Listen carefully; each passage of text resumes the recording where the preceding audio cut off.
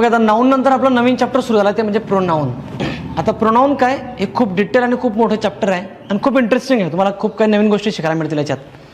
Pronoun म्हणजे काय त्याची डेफिनेशन अशी आहे स्टँडर्ड पुस्तकानुसार ऑक्सफर्डच्या की word which is used in place of noun और प्रोनाउन नाउन और noun phrase. A word which is used in place of noun और नाउन फ्रेज. आता एक लक्षात घ्या राज्यसेवा 2019ला प्रश्न विचारला ॲडव्हर्ब म्हणजे काय. तर कंबाईनला किंवा राज्यसेवाला पुन्हा असं विचारू शकतो की प्रोनाऊन म्हणजे काय. What does mean by pronoun.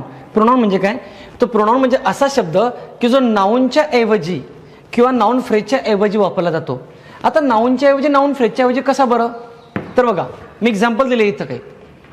हे पहिलं वाक्य राज्यसेवा 17चं जे आपण सॉल्व्ह केलं आहे बेसिकमध्ये.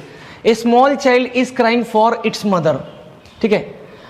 आता small child is crying for its mother ह्या वाक्यात सब्जेक्ट कोण आहे अ स्मॉल चाइल्ड आहे. सब्जेक्ट बघा फक्त अ स्मॉल चाइल्ड हा माझा सब्जेक्ट आहे. क्लिअर. हा नाऊन आहे. आणि दुसरा people elect the leader they deserve वाक्यात सब्जेक्ट कोण आहे पीपल. ठीक आहे. हा पीपल आहे. हा सुद्धा नाऊन आहे. नाऊन काय कन्सेप्ट समजले तुम्हाला आधीच. दुसरं mister Smith manages a big industrial empire. Mister Smith ह्या वाक्याचा सब्जेक्ट आहे आणि हा पुन्हा नाऊन आहे मिस्टर स्मिथ. पुढचं Emma met the board of director of the company. Emma कोणाला भेटली बोर्ड ऑफ डायरेक्टर भेटली. हा इमा हा पुन्हा नाऊन आहे. हे मी जे बॉक्स केले सगळे नाऊन आहे वाक्याचा सब्जेक्ट आहे. तर नाऊनच्या ऐवजी जो शब्द येतो ना त्याला प्रोनाऊन म्हणतात. मग कुठलाही नाऊन घेतो मी असंच नाही की तो सब्जेक्टला झाला पाहिजे अजिबात नाही. आता बघा इथं मदर याच्याऐवजी जर मी शब्द लिहिला दुसरा तर तो येईल प्रोनाऊन. इथं बघा इथं लिहिलं मी लीडर हाही नाऊन आहे.